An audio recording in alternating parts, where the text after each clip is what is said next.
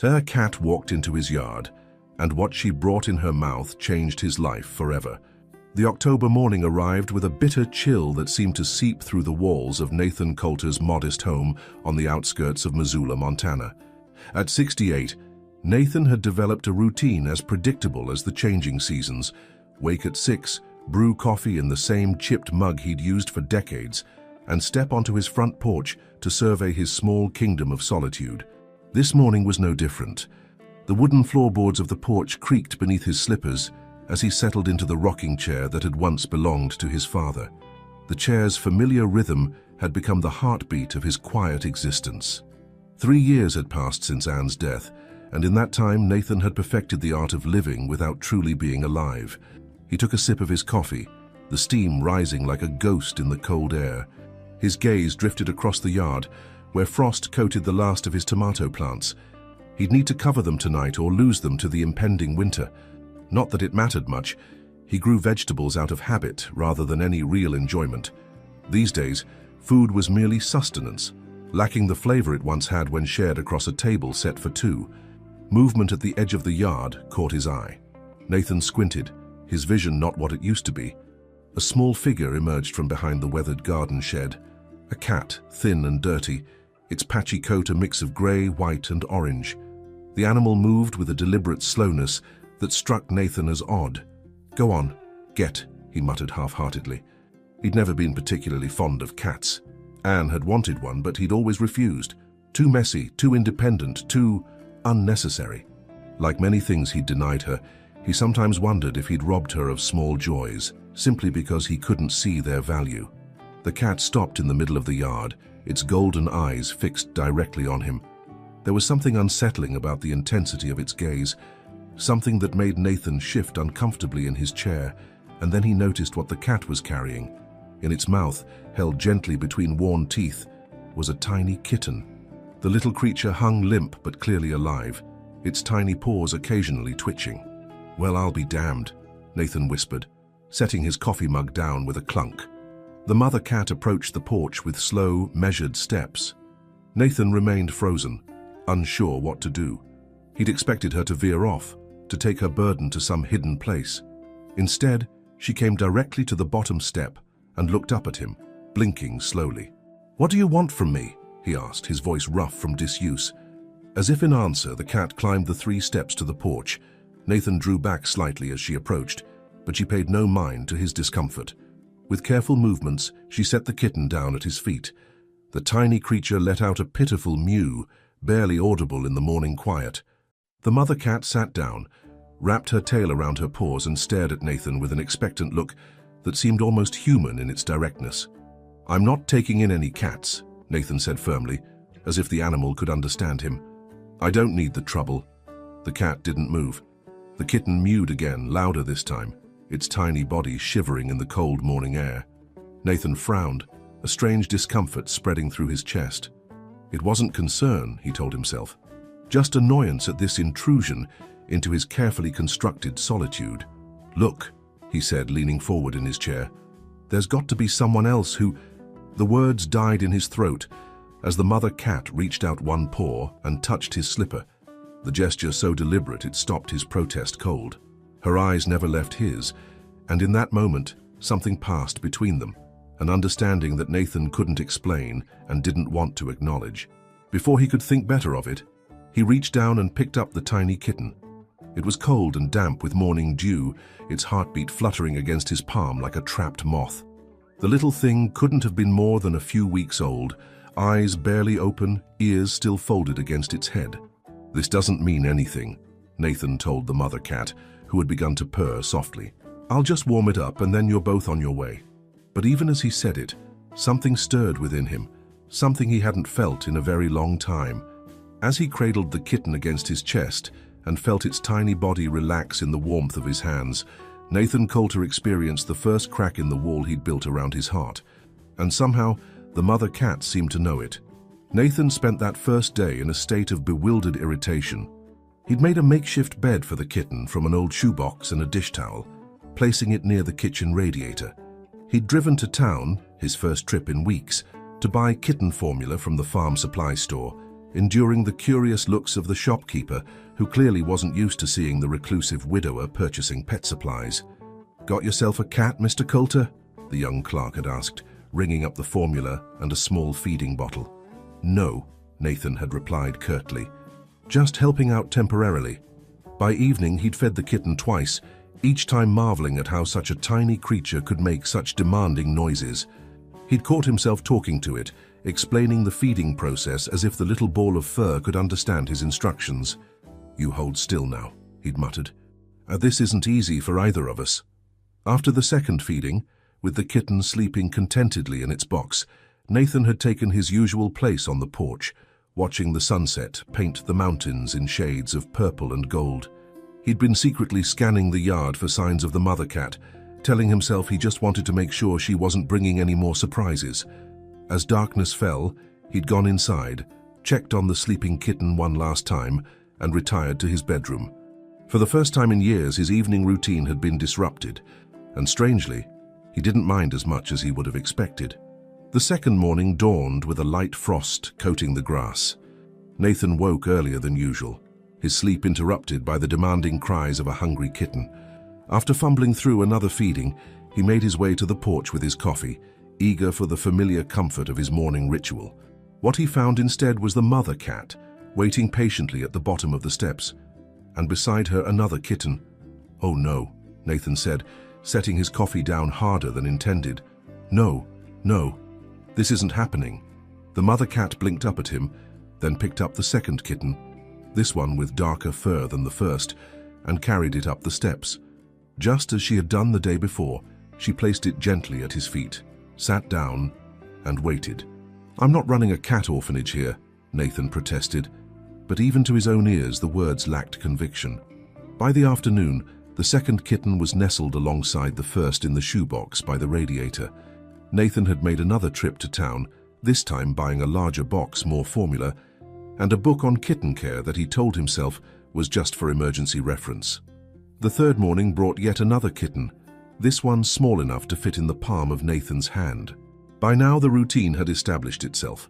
The mother cat would appear, deposit her offering, and Nathan would grumble but ultimately capitulate, adding another tiny life to his growing collection. "Where are you finding these?" he asked the mother cat on the fourth morning as she arrived with a fourth kitten, this one with striking blue eyes that would surely change color as it grew older. "And why are you bringing them here?" The cat, predictably, offered no explanation. She simply watched as Nathan, sighing heavily, picked up the newest arrival and carried it inside to join its siblings. On the fifth morning, Nathan didn't even pretend to resist. He was waiting on the porch when the mother cat arrived with what he assumed would be the final kitten, a little runt that looked as if a strong wind might carry it away. "Is this all of them?" he asked, kneeling down to examine the tiny creature. "Please tell me this is all of them." The mother cat meowed softly and, for the first time, followed Nathan into the house without hesitation. She went directly to the large cardboard box where her four other kittens were sleeping in a tangled heap of paws and tails. Nathan placed the fifth kitten with its siblings, then stepped back to watch as the mother cat jumped into the box and began to groom her brood, purring loudly enough to fill the quiet kitchen. That evening, as Nathan sat in his favorite armchair reading the kitten care book he'd bought, he realized with a start that the mother cat had settled herself on the ottoman at his feet, grooming contentedly. The house, which had been silent for so long, was now filled with the sounds of tiny mewling kittens and the rumbling purr of their mother. "I suppose I should call you something," Nathan said, looking down at the cat. "One can't just keep calling you cat."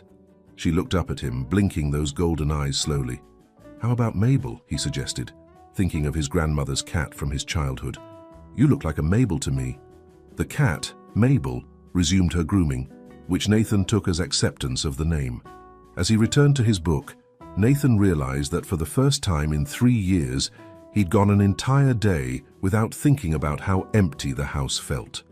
Instead, he'd been too busy figuring out feeding schedules and worrying about whether the smallest kitten was eating enough. "This is just temporary," he told Mabel firmly, "until they're old enough to find homes elsewhere." Mabel's only response was to stretch, yawn, and curl up into a tight ball on the ottoman, clearly having made herself at home. Nathan shook his head. wondering how in just 5 days his carefully ordered life had been completely overrun by 6 cats who seemed to have no regard whatsoever for his desire to be left alone. And wondering, too, why the thought didn't bother him nearly as much as it should have. By the end of the first week, Nathan had established a new routine centered around his unexpected house guests. He woke at 5 instead of 6 to accommodate the early morning feeding. He'd repurposed an old plastic storage bin, lining it with soft towels to create a more suitable home for the kittens. Mabel had approved of the upgrade, settling in with her brood immediately. The kitchen counter, once Spartan in its tidiness, now hosted an assortment of bottles, formula cans, and a small kitchen scale Nathan used to track the kittens' weight gain. He'd labeled a notebook with each kitten's description and kept meticulous records of their progress. "The little one's up another ounce," he informed Mabel, as he returned the smallest kitten to the bin after weighing it. Still behind the others, but gaining.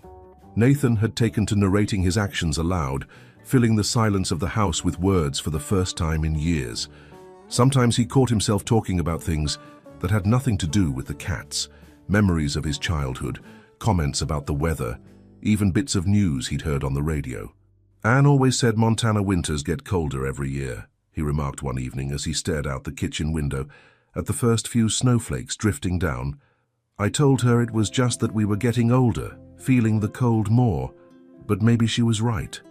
Mabel, who had taken to following Nathan from room to room when she wasn't tending to her kittens, meowed softly at the mention of Anne's name. "You would have liked her," Nathan continued, surprised at how easily he spoke of his late wife.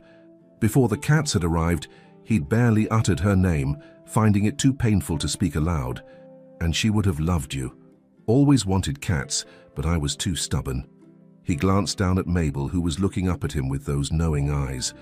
"Don't give me that look," he muttered. "I know what you're thinking."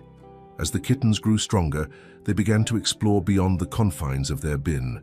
Nathan found himself constantly scanning the floor before taking a step, fearful of treading on a tiny paw or tail.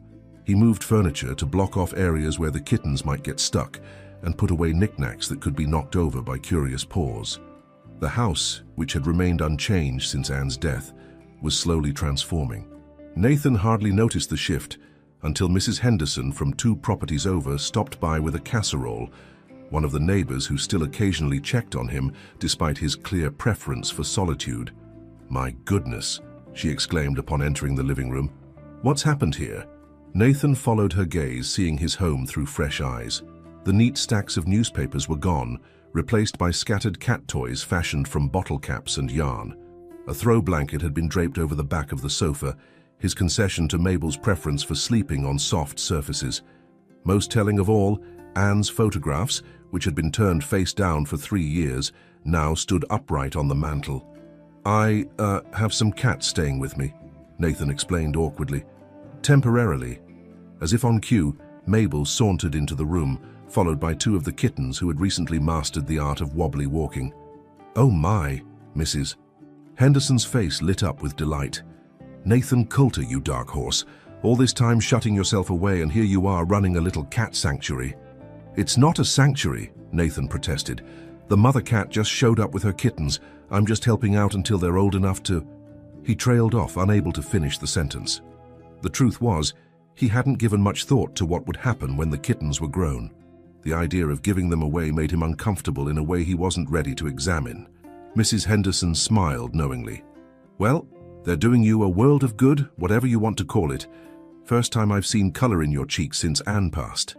After she left, Nathan sat in his armchair thinking about what she'd said.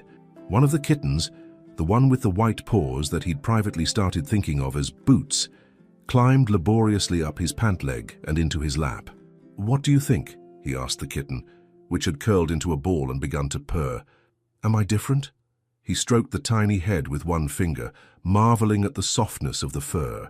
The kitten stretched in contentment, its small body completely trusting of the hand that held it. Nathan realized with a start that he couldn't remember the last time he'd touched another living being with affection, not since holding Anne's hand as she'd slipped away in that sterile hospital room.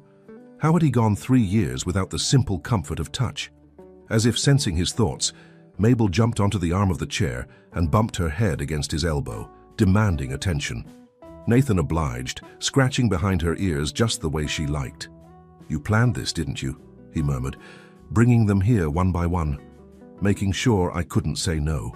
Mabel's only response was to purr louder, her eyes half closed in contentment. That night, as Nathan prepared for bed, he paused at the bedroom door. Normally he closed it firmly behind him, maintaining at least one space in the house that remained cat-free. But tonight, he left it slightly ajar. Just enough for a mother cat and perhaps a curious kitten or two to enter if they wished. As he drifted off to sleep, he felt the slight depression in the mattress as Mabel jumped up and settled herself at the foot of the bed. For the first time in 3 years, Nathan Coulter didn't fall asleep alone, and for the first time in longer than he could remember, he smiled in the darkness. Nathan awoke to an unusual silence. In the weeks since the cats had arrived, he'd grown accustomed to the sounds of mewling kittens demanding their breakfast. This morning, however, the house was quiet. He made his way to the kitchen, where the kittens' bin had been relocated to allow them more space as they grew. All 5 were there, tumbling over each other in play, their movements stronger and more coordinated with each passing day. But Mabel was nowhere to be seen. "Where's your mama gone off to?" Nathan asked, kneeling to check that all 5 kittens were accounted for. They swarmed around his hands, now recognizing him as a source of food and attention. Nathan stood and checked Mabel's food bowl. It remained untouched from the night before. Another oddity. Mabel had developed a healthy appetite since taking up residence in Nathan's home, her once bony frame filling out to a healthier weight. "Mabel," he called, moving from room to room. "Where are you hiding?" A thorough search of the house revealed no sign of the mother cat. Nathan felt a twinge of worry, which he immediately tried to dismiss. Cats were independent creatures, after all. She'd probably just gone hunting or exploring. She'd be back. But as the day wore on and Mabel failed to return, Nathan's concern grew. He took over the feeding of the kittens, who seemed untroubled by their mother's absence. Outside, the weather had turned colder, a bitter wind whipping through the trees that surrounded his property. "Not a good day for a cat to be out wandering," he muttered, as he peered through the window for the 100th time. By evening, with still no sign of Mabel, Nathan's worry had blossomed into full-fledged anxiety. The kittens had been fed and were sleeping, unaware that anything was amiss. But Nathan couldn't settle. He paced the living room, pausing occasionally to look out the window into the gathering darkness. "This is ridiculous," he told himself firmly. "She's a cat, for heaven's sake. They disappear all the time." But even as he said it, he knew Mabel wasn't just any cat. Since arriving on his doorstep with her first kitten, she hadn't left the property once. She'd been diligent in caring for her brood, never straying far from the house. As night fell, Nathan found himself standing on the porch, a flashlight in hand, scanning the yard for any sign of movement. The beam cut through the darkness, illuminating the bare branches of the apple tree, the garden shed, the stack of firewood against the fence. "Mabel," he called, his voice sounding unnaturally loud in the quiet night. "Mabel, come on now." Only the wind answered, whistling through the eaves of the house. Nathan pulled his jacket tighter around himself and stepped off the porch. The grass crunched beneath his boots, stiff with frost. He walked slowly around the yard, the flashlight beam sweeping back and forth. "Where are you, you stubborn animal?" he muttered, his breath forming clouds in the cold air.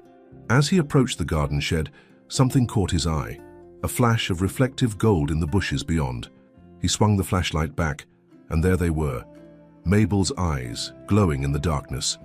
"There you are!" Relief flooded through him. "What are you doing out here in the cold? Your kittens are looking for you." But as he moved closer, the relief turned to concern. Mabel wasn't moving. She lay on her side in the dirt, one paw stretched out at an odd angle. "Mabel!" Nathan knelt beside her, the beam of the flashlight revealing what his mind didn't want to accept. Her fur was matted with dirt and something darker. Blood. She was breathing, but each breath seemed to take enormous effort. "Oh, Mabel," he whispered, setting the flashlight down and gently touching her side. "What happened to you?" She made a small noise, not quite a meow, more like a whimper. Her golden eyes, usually so bright and alert, were dull with pain.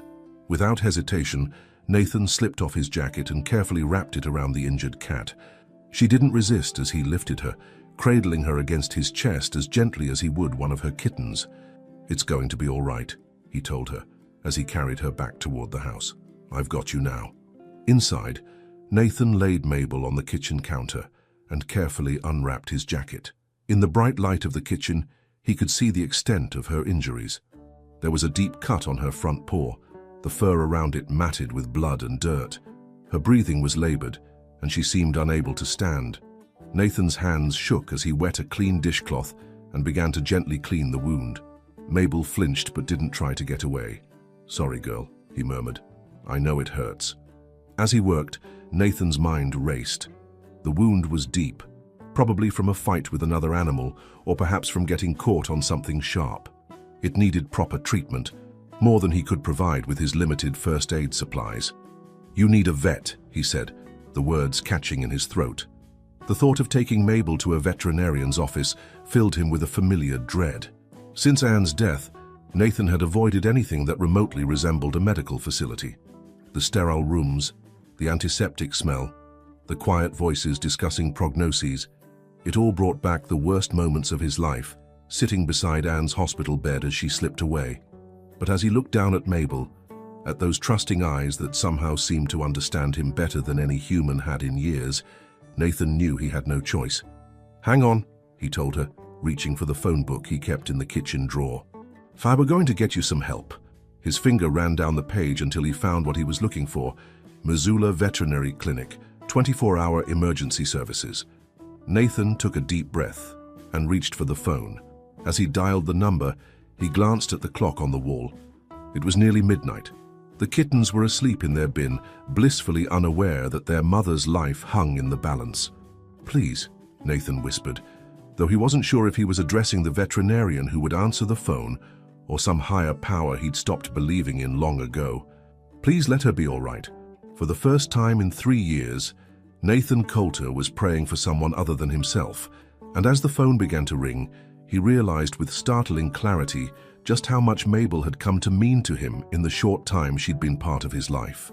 The Missoula Veterinary Clinic was housed in a low brick building on the outskirts of town. At just past midnight, the parking lot was nearly empty, a single light glowing above the entrance marked "Emergency Services." Nathan parked his old pickup truck as close to the door as possible, Mabel cradled in a small cardboard box on the passenger seat. She hadn't made a sound during the drive, her stillness only increasing his worry. "We're here," he told her, reaching over to stroke her head gently. "They're going to fix you up." The clinic's interior was brightly lit and smelled of disinfectant, the very scent Nathan had been dreading. It brought back a flood of memories he'd spent 3 years trying to suppress: the hospital corridors, the squeaking of rubber-soled shoes on linoleum, the hushed conversations of medical staff. A young woman in blue scrubs looked up from behind the reception desk as Nathan entered, Mabel's box held carefully in his arms. "You must be Mr. Coulter," she said, offering a sympathetic smile. "Dr. Reynolds is ready for you. Come on back." Nathan followed her through a set of swinging doors into an examination room where a middle-aged woman with short grey hair and kind eyes waited. "I'm Dr. Reynolds," she said, reaching for the box.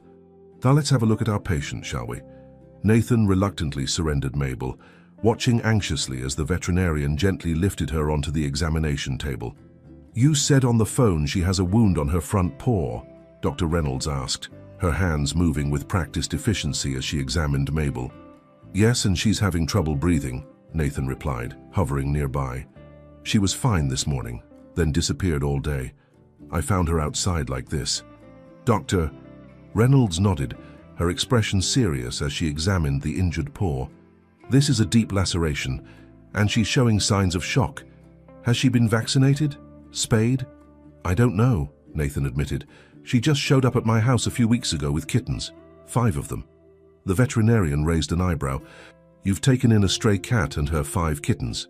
Something in her tone made Nathan bristle. "Is that a problem?" Dr. Reynolds smiled slightly. "Not at all. It's just not what I'd expect from someone who called to say, and I quote, 'I don't even like cats, but this one needs help.'" Nathan felt his cheeks warm. "Well, she brought the kittens to me, one by one. What was I supposed to do?" "Exactly what you did," Dr. Reynolds assured him, turning her attention back to Mabel. She's going to need some stitches, antibiotics, and possibly fluids. I'd like to keep her overnight for observation." The words hit Nathan like a physical blow. Overnight? But her kittens, how old are they? "About 6 weeks, I think. They're eating solid food now, but they still need her." Dr. Reynolds considered this. "They'll be all right for one night. Mabel needs medical attention, and I'm concerned about possible internal injuries. Her breathing isn't normal." Nathan ran a hand through his hair, the familiar feeling of helplessness washing over him. It was the same feeling he'd had sitting in the hospital while doctors discussed Anne's condition, as if he weren't even present. "Will she be all right?" he asked, hating the tremor in his voice. Dr. Reynolds met his gaze directly. "I can't promise that, Mr. Coulter, but she's young and otherwise healthy. I think she has a good chance." Nathan nodded, not trusting himself to speak. "You can wait if you'd like," the veterinarian offered. "It will take some time to clean the wound properly and stitch it up. We'll need to take some x-rays as well." "I'll wait," Nathan said immediately. The thought of returning to his house, of facing those 5 pairs of expectant eyes without their mother, was unbearable. Dr. Reynolds nodded. "There's coffee in the waiting room. I'll come find you when we're done." Nathan returned to the stark waiting area and lowered himself into an uncomfortable plastic chair. The wall clock ticked loudly in the silence, each second stretching into eternity. He should have been exhausted. It was well past his usual bedtime, but adrenaline kept him alert, his mind racing with worst-case scenarios. What if Mabel didn't survive? How would he tell the kittens? The absurdity of the thought struck him suddenly, as if the kittens could understand such a concept. Yet he knew they would feel their mother's absence, would search for her, would cry for her. And what about him? When had the scruffy stray cat become so important to him that the thought of losing her made his chest ache? Hours passed. Nathan paced the small waiting room, drank 3 cups of terrible coffee, and leafed through dog-eared magazines without absorbing a single word. Finally, just as the first hint of dawn lightened the sky outside the clinic windows, Dr. Reynolds appeared. "She's stable," the veterinarian announced without preamble. "The wound is clean and stitched, and we've given her antibiotics and pain medication. The x-rays showed no internal injuries, just some bruising. My guess is she had a run-in with a larger animal, maybe a raccoon or even a coyote." Relief flooded through Nathan. "So she'll be all right?" "I believe so, yes. She'll need to take it easy for a while, and we'll send her home with antibiotics. The stitches will need to come out in about 10 days. Can I take her home now?" Nathan asked, already reaching for his wallet. Dr. Reynolds hesitated. "I'd prefer to keep her until this afternoon, just to make sure she's eating and drinking normally. Why don't you go home, check on the kittens, and come back around 4? Though reluctant to leave Mabel, Nathan saw the wisdom in the suggestion. The kittens would be hungry and wondering where everyone had gone. As he settled his bill, wincing slightly at the amount but not begrudging a penny of it, the receptionist handed him a stack of forms. "Since Mabel isn't spayed, we've included information about our low-cost spay and neuter program," she explained. "And there's also information about kitten vaccination schedules." "Thank you," Nathan said, taking the papers automatically. It wasn't until he was halfway home, the rising sun painting the mountains in shades of gold and pink, that the significance of the forms hit him. They were given to pet owners, people who had made a commitment to care for an animal long-term. Was that what he had become? A pet owner? The thought was simultaneously terrifying and oddly comforting. When he arrived home, the kittens were awake and demanding breakfast, their tiny bodies climbing the sides of their bin in an attempt to escape.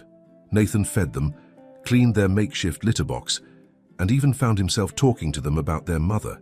"She's going to be fine," he assured the smallest one, which had taken to climbing onto his shoulder whenever possible. "She'll be home this afternoon." Home. The word echoed in his mind as he moved around the kitchen, preparing his own breakfast. Was this Mabel's home now? Were the kittens staying? Just weeks ago, he'd told himself this arrangement was temporary, just until the kittens were old enough to be given away. But now, watching them play on the kitchen floor, their personalities already distinct and familiar, Nathan couldn't imagine the house without them, without the sound of tiny paws skittering across the hardwood, without Mabel's reassuring presence. After breakfast, exhaustion finally caught up with him. Nathan settled into his armchair, intending to rest his eyes for just a moment before tackling the day's chores. Within minutes, he was asleep, his dreams filled with golden eyes and soft purring. He awoke to find all 5 kittens had climbed onto him, nestled in various positions across his lap and chest. The smallest one was curled under his chin, its tiny body vibrating with a purr that seemed too loud for its size. Nathan stroked the kitten gently, thinking of its mother in the sterile cage at the veterinary clinic. "She'll be home soon," he murmured. And for the first time in 3 years, the word home felt right again. The kittens swarmed around Nathan's ankles as he carried Mabel's carrier through the front door late that afternoon. Their excited mews filled the house, as if they somehow knew their mother was returning. All right, Nathan said, carefully setting the carrier down on the living room floor. "Give her some space now. She's still recovering." Dr. Reynolds had given him strict instructions. Keep Mabel quiet, make sure she took her antibiotics twice daily, prevent her from licking her stitches, and bring her back in 10 days to have them removed. She'd also fitted Mabel with a soft cone collar, which the cat was already attempting to remove with increasingly frustrated paw swipes. Nathan knelt beside the carrier and opened the door. "Easy now," he murmured as Mabel emerged slowly, her movements stiff and cautious. The kittens immediately swarmed her, sniffing at the strange collar and the bandage on her paw. For a moment, Nathan worried they might be too rough, but Mabel simply lay down and allowed her offspring to climb over her, their tiny bodies vibrating with happy purrs. Only when one of them bumped against her injured paw did she let out a small sound of distress. "That's enough," Nathan said, gently shooing the kittens away. "Your mama needs to rest." He'd prepared a special place for Mabel's recovery, a soft bed made from an old sweater of Anne's, placed in a quiet corner of the living room where she could still observe the household activities but remain undisturbed. He carefully lifted Mabel and carried her to the makeshift bed. "This is all yours," he told her, stroking her head. "Best seat in the house." To his surprise, Mabel began to purr, her golden eyes blinking up at him slowly in what the veterinarian had told him was a cat's way of showing affection. "You're welcome," Nathan replied, feeling only slightly foolish for carrying on a conversation with a cat. The next few days established yet another new routine in the Coulter household. Nathan woke early to feed the kittens, carefully administered Mabel's medication. No small feat, as she quickly learned to recognize the sound of the pill bottle and would attempt to hide, and spent more time than he'd care to admit, simply sitting beside her, stroking her fur and talking softly about nothing in particular. The kittens, growing more adventurous by the day, had discovered the joy of climbing curtains, knocking items off shelves, and generally creating chaos wherever they went. Nathan found himself constantly retrieving them from precarious perches and improvising toys to keep them occupied. "They're like having 5 toddlers," he complained to Mabel one evening as he extracted the smallest kitten from behind the refrigerator for the 3rd time that day. "How do you manage them?" Mabel, curled in her special bed with the cone still awkwardly encircling her neck, simply blinked at him as if to say this was now his problem too. As the days passed, Nathan noticed Mabel's strength returning. She began to move around more, supervising her kittens from various vantage points around the house. The stitches in her paw were healing well, though she still favored her uninjured legs when walking. One week after her return from the veterinary clinic, Nathan was awakened in the middle of the night by a strange weight on his chest. He opened his eyes to find Mabel settled there, her face inches from his own, the plastic cone bumping against his chin. "How did you get up here with that thing on?" he asked sleepily, reaching up to scratch behind her ears. Mabel's only response was to begin purring loudly, her eyes half closed in contentment. "You're supposed to be resting," Nathan admonished, but made no move to return her to her bed. Instead, he shifted slightly to accommodate her weight and drifted back to sleep with the comforting vibration of her purr against his chest. In the morning, Nathan found himself strangely reluctant to get out of bed and disturb the sleeping cat. It had been so long since he'd experienced the simple comfort of another living being's warmth and trust. For years he'd slept on his side of the bed, never crossing the invisible line that had once separated him from Anne, as if preserving her space might somehow preserve a piece of her. Now, a cat had breached that barrier, settling firmly in the center of the bed, as if reclaiming it for the living. When Nathan finally did rise, Mabel stretched languidly and followed him to the kitchen, where the kittens were already awake and clamoring for breakfast. As he prepared their food, Nathan found himself thinking about the upcoming appointment to have Mabel's stitches removed. Dr. Reynolds had mentioned again the possibility of spaying Mabel and beginning vaccinations for the kittens. These were things one did with pets, not with strays one was temporarily sheltering. They represented a commitment, financial, emotional, long-term. "What do you think?" he asked Mabel as he set down her food bowl. "Are you planning to stick around?" Mabel looked up at him briefly before returning her attention to her breakfast, apparently considering the question settled. The day of Mabel's follow-up appointment arrived with the first significant snowfall of the season. Nathan woke to a world transformed, the landscape outside his window blanketed in white. The kittens, who had never seen snow before, gathered at the windows, their tiny paws batting at the large flakes that drifted past the glass. "Don't get too excited," Nathan told them as he prepared Mabel's carrier. "You're staying indoors where it's warm." The drive to the veterinary clinic was slower than usual, the roads slick with fresh snow. Mabel, who had grown to despise the carrier, meowed plaintively for the entire journey. I know," Nathan soothed. "But it's for your own good." Dr. Reynolds greeted them with a warm smile. "How's our patient doing today?" "Ready to be rid of this cone, I think," Nathan replied, lifting Mabel onto the examination table. The veterinarian checked Mabel's paw thoroughly, nodding in satisfaction. "The wound has healed beautifully. We can remove the stitches today and the cone can come off as well." Nathan felt a disproportionate relief at this news. He'd hated seeing Mabel restricted by the plastic collar, unable to groom herself properly or navigate the house with her usual grace. As Dr. Reynolds worked, chatting amiably about the snowfall and the upcoming holidays, Nathan found himself relaxing. The antiseptic smell of the clinic no longer triggered the same visceral memories of Anne's final days. Instead, it was becoming associated with Mabel's recovery, with competent care and kindness. "There we go, Doctor," Reynolds announced, removing the last stitch and the cone collar. "Good as new." Mabel immediately began grooming herself, smoothing down the fur that had been ruffled by the collar. Nathan watched, amazed at how quickly she returned to her usual fastidious self. "Have you given any thought to having her spayed?" Dr. Reynolds asked as she made notes in Mabel's chart. "I have," Nathan admitted. "Been to getting the kittens their shots?" The veterinarian looked up, her expression pleased. "So they're staying with you?" Nathan nodded, the decision feeling right, even as he spoke it aloud for the first time. "Yes, they're staying." "All 6 of them?" Dr. Reynolds raised an eyebrow. "That's quite a commitment." "I'm aware," Nathan said, surprised at his own certainty. "But they're family now, I suppose." The word hung in the air between them, significant in its simplicity. Family. For 3 years, Nathan had been a family of one, his connections to the outside world severed by grief. Now, somehow, a stray cat and her 5 kittens had formed themselves into a unit that included him. Dr. Reynolds smiled. "Well, in that case, let's talk about scheduling Mabel's surgery and setting up a vaccination plan for the little ones." By the time they left the clinic, the snow was falling more heavily, large flakes swirling in the wind. Mabel, free of her cone at last, was curled contentedly in her carrier, seemingly at peace with the world. As Nathan drove home through the winter landscape, he felt a strange lightness in his chest. The decision to keep the cats, to make them a permanent part of his life, should have felt daunting.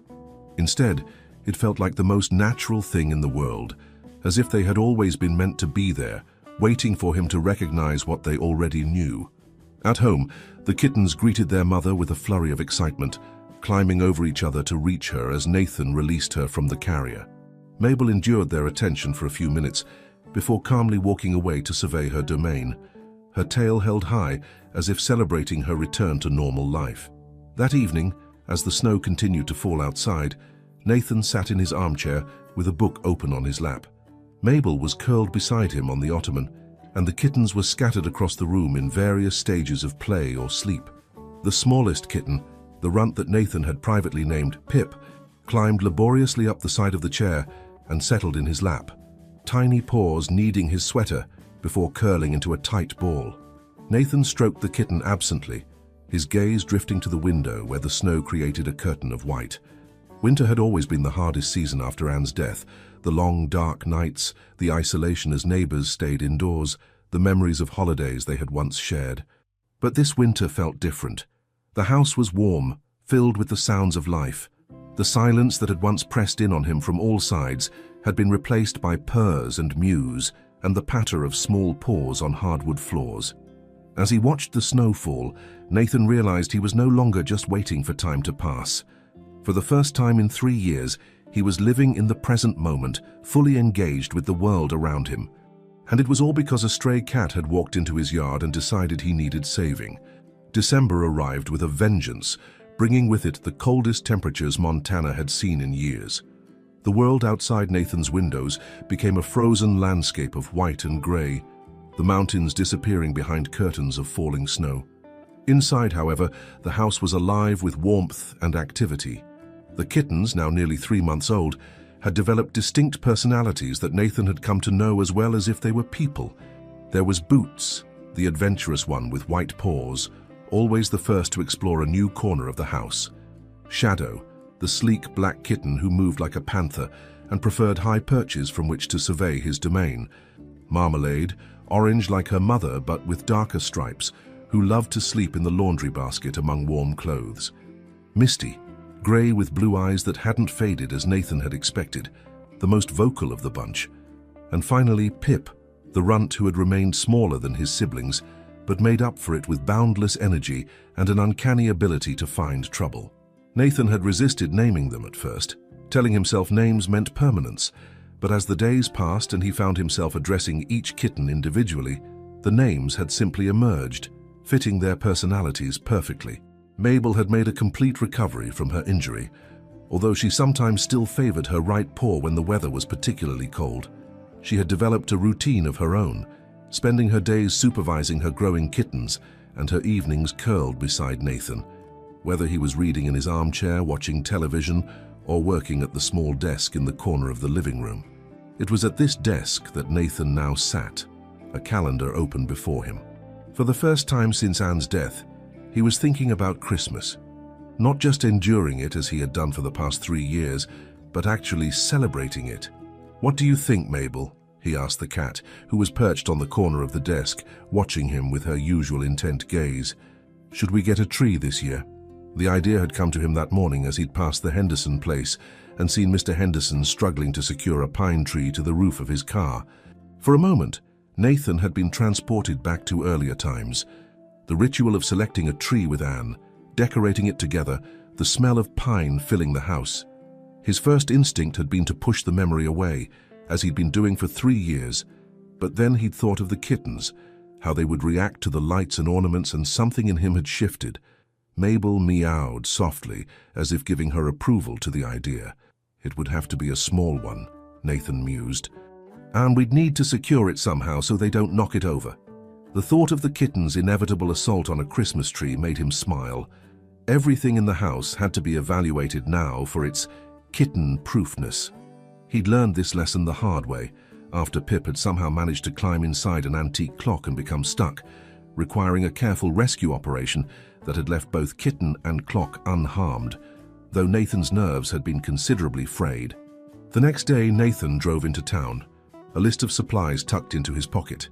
The snow had stopped temporarily, leaving the world in a state of pristine whiteness that was almost blinding in the winter sunlight.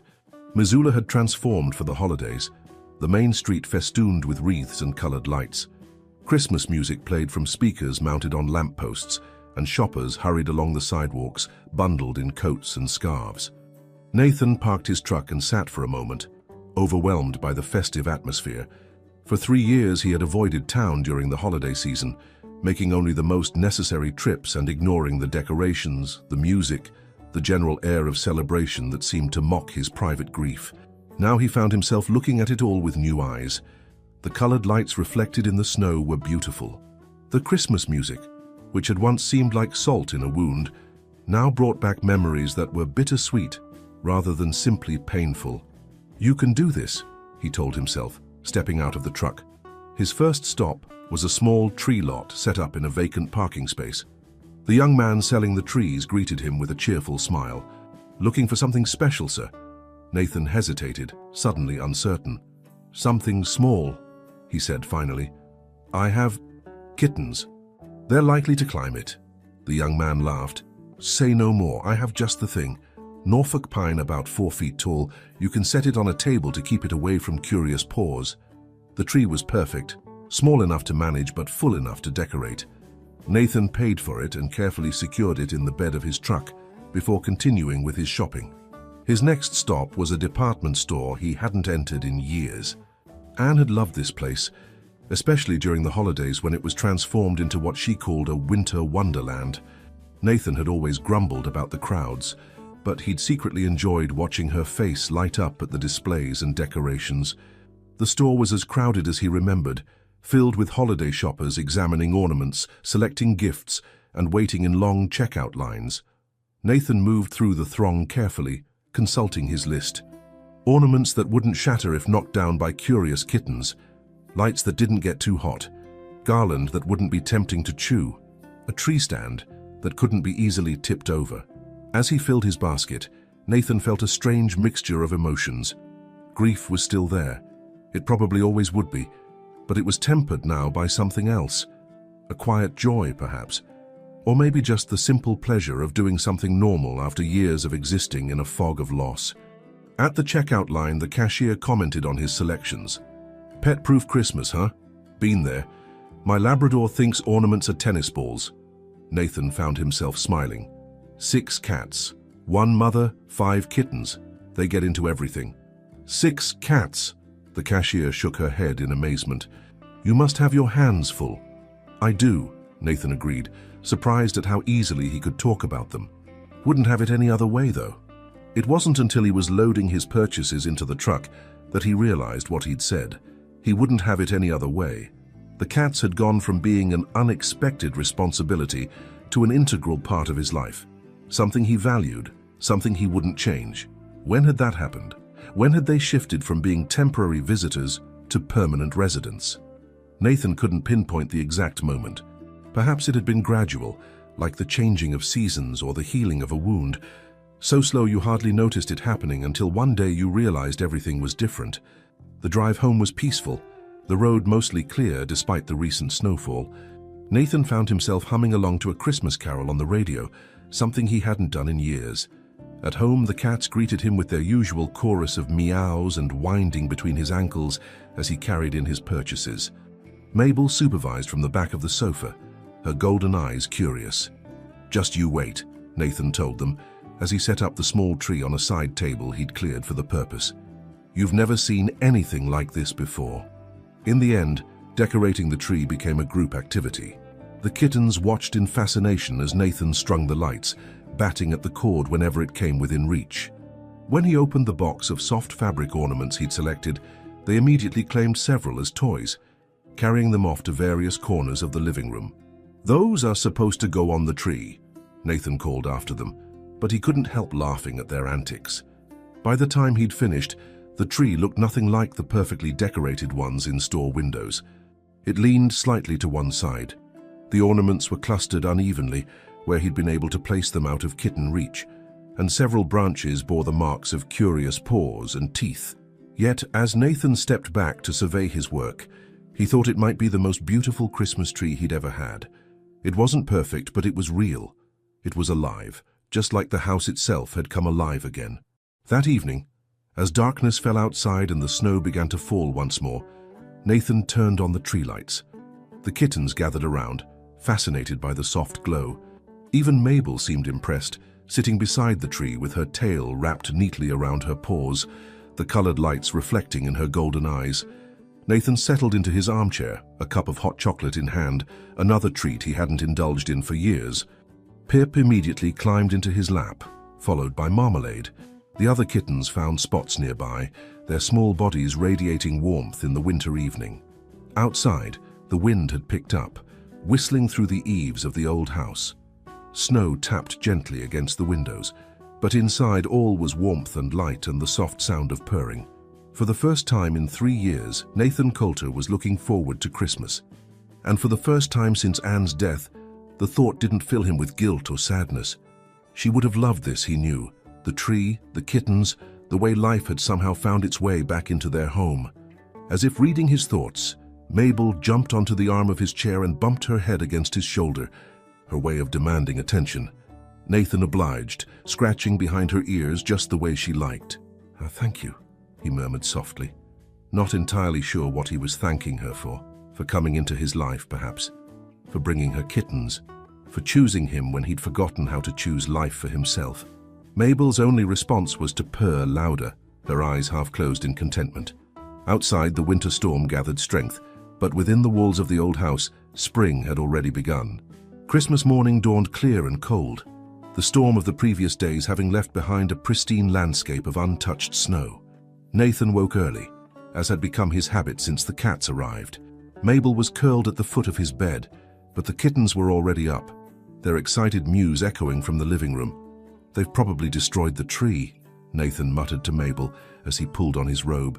She blinked at him sleepily before stretching and following him down the hallway. To his surprise, the tree was still standing, though several ornaments had migrated to the floor overnight. The kittens were gathered around something beneath the tree, a small package wrapped in red paper that Nathan was certain he hadn't placed there. "What have you got there?" he asked, kneeling to investigate. The package was addressed to Nathan and the cat family. In neat handwriting he recognized immediately. Mrs. Henderson. She must have dropped it off the previous evening while he was busy in the kitchen. Nathan smiled as he opened the package, the kittens watching with intense interest. Inside was an assortment of cat toys, feathers on sticks, small balls with bells inside, and soft mice stuffed with catnip. "Well, look at that," Nathan said, holding up one of the toys. "Someone remembered you this Christmas." The kittens pounced immediately, and soon the living room was a whirlwind of activity as they chased the new toys across the floor. Even Mabel joined in, batting a feathered stick with surprising agility for a cat who had recently been a mother. Nathan watched the scene with a warm feeling in his chest. After years of spending Christmas morning alone with his grief, the house was filled with life and joy. It was different from the Christmases he'd shared with Anne, but it was good in its own way. He had just put on coffee when the doorbell rang, an unusual occurrence, especially on Christmas Day. Nathan frowned, tightening the belt of his robe as he made his way to the front door. Standing on his porch, bundled against the cold, was a young woman he didn't recognize. She had dark hair peeking out from beneath a knitted cap and large brown eyes that reminded him of someone, though he couldn't quite place who. "Mr. Coulter," she asked, her breath forming clouds in the frosty air. "I'm sorry to bother you on Christmas morning, but I'm Julie. Julie Weston, Anne's niece." Nathan stared at her in shock. Anne's niece. Of course, the eyes were Anne's, the same warm brown that had always reminded him of autumn leaves. He hadn't seen Julie since the funeral, when she'd been little more than a teenager. Now she stood before him as a young woman, perhaps in her mid-20s. "Julie," he said finally, finding his voice, "this is unexpected." She smiled nervously. "I know, I should have called first. But I was driving through on my way to Seattle and I remembered Aunt Anne always said Christmas was the best time to see the mountains here. I thought maybe, if it wasn't too much trouble, please come in," Nathan said, stepping aside. "It's freezing out there." Julie entered, unwrapping the scarf from around her neck. "I really am sorry to just show up like this. If it's a bad time, I can go." "Not at all," Nathan assured her, though he was still trying to process this sudden connection to Anne appearing on his doorstep. "I've just made coffee." As Julie removed her coat, there was a sudden commotion from the living room. Boots had discovered the visitor and came running to investigate, followed closely by his siblings. Mabel appeared more cautiously, observing from the hallway. "Oh!" Julie exclaimed in delight. "You have cats! Aunt Anne always wanted cats, but she said—" She stopped abruptly, perhaps remembering that it had been Nathan who had refused Anne's wish for pets. "I was stubborn," Nathan said, surprising himself with his candor. "Your aunt was right about cats." "She was right about a lot of things." Julie's eyes softened. "She always said you were a good man, just set in your ways."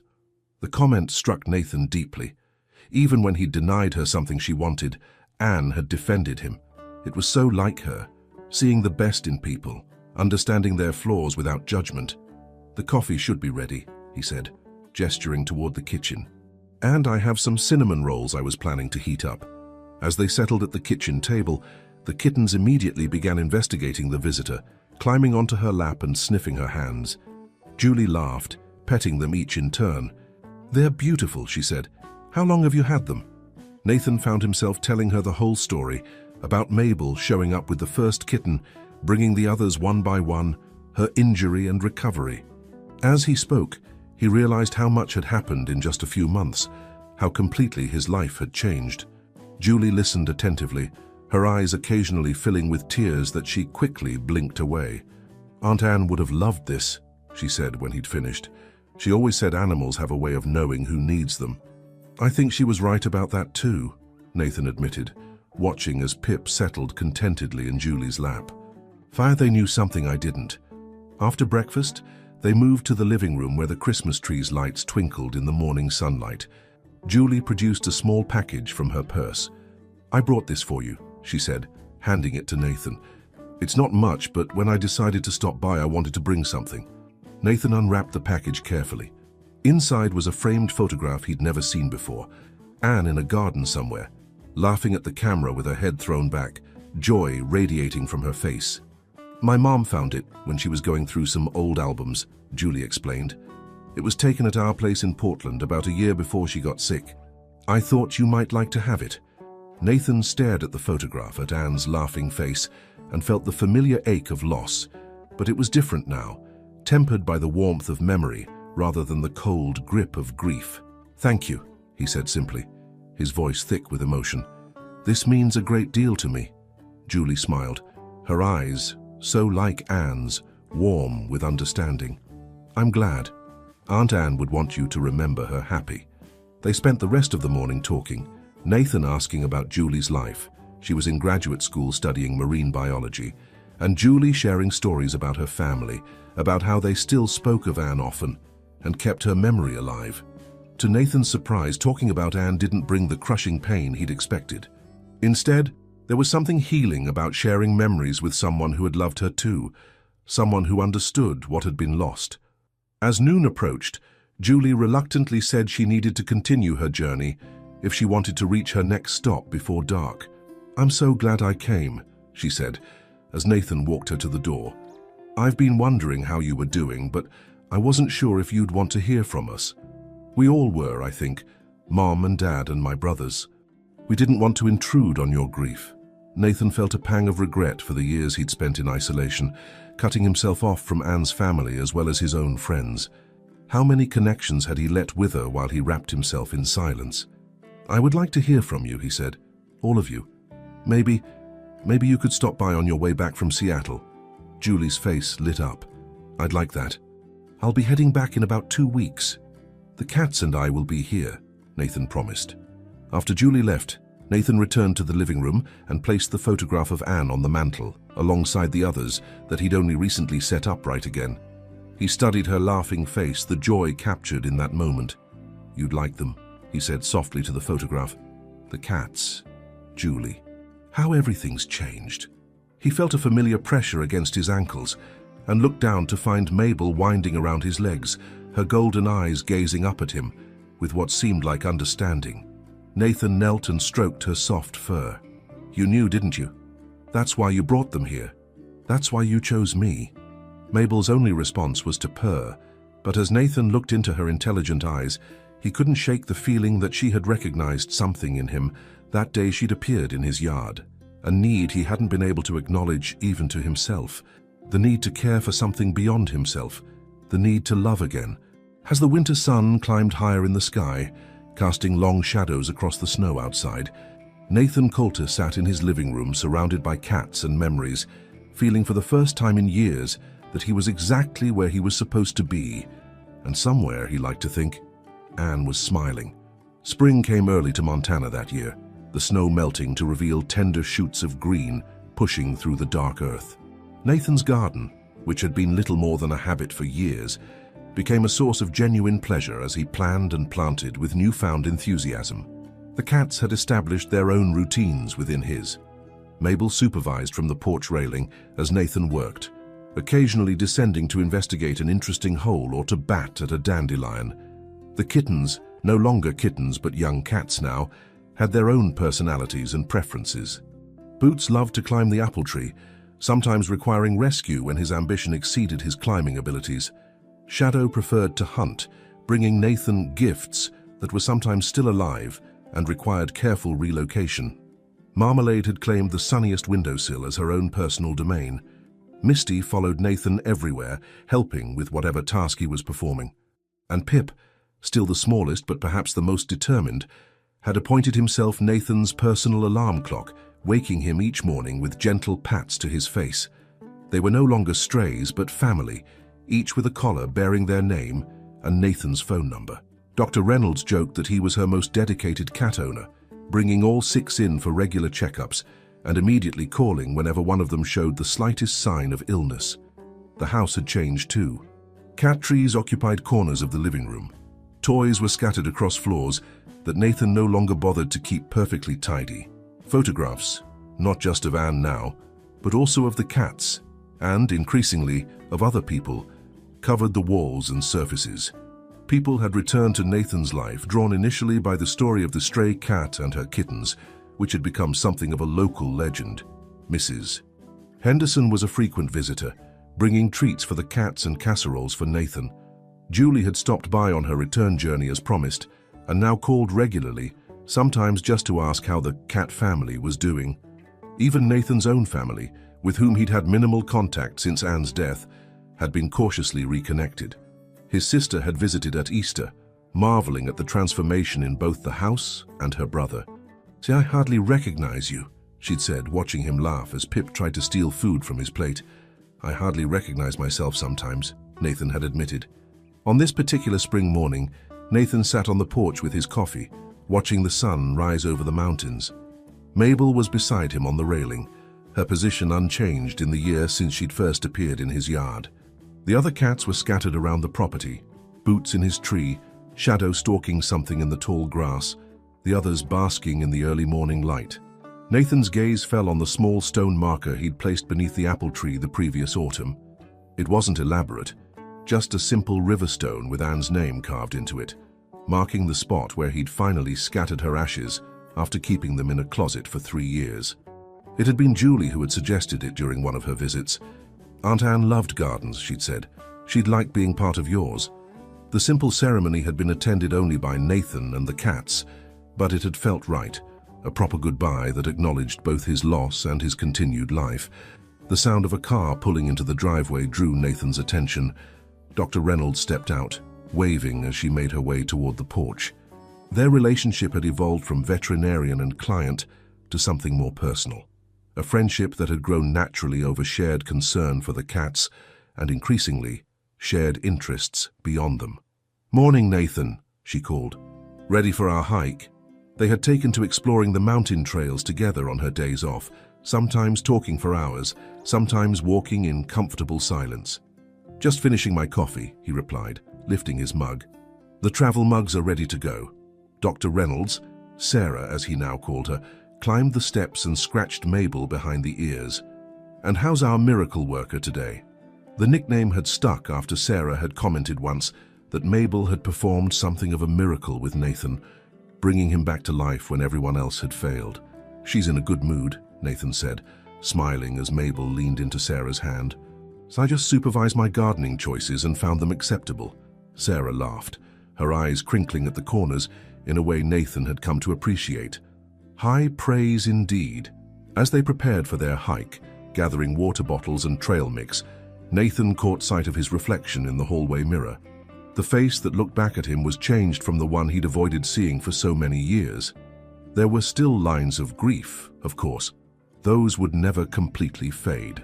But there was color in his cheeks now, and his eyes held a warmth that had been absent for too long. Outside, Mabel watched from her perch as Nathan and Sarah set off down the trail, their conversation drifting back on the spring breeze. The cat's golden eyes followed them until they disappeared around a bend. Then she turned her attention to her grooming, seemingly satisfied with how things had turned out. Life, Nathan had learned, had a way of surprising you, of bringing exactly what you needed, even when, especially when, you didn't know you needed it. Sometimes it arrived in unexpected packages. Sometimes it had golden eyes, and a determination that wouldn't take no for an answer. Sometimes it brought second chances in the most unlikely forms, and sometimes all it took to change a life forever was a cat walking into your yard with something small and precious held gently in her mouth. Sometimes life gives us exactly what we need, even when we aren't looking for it.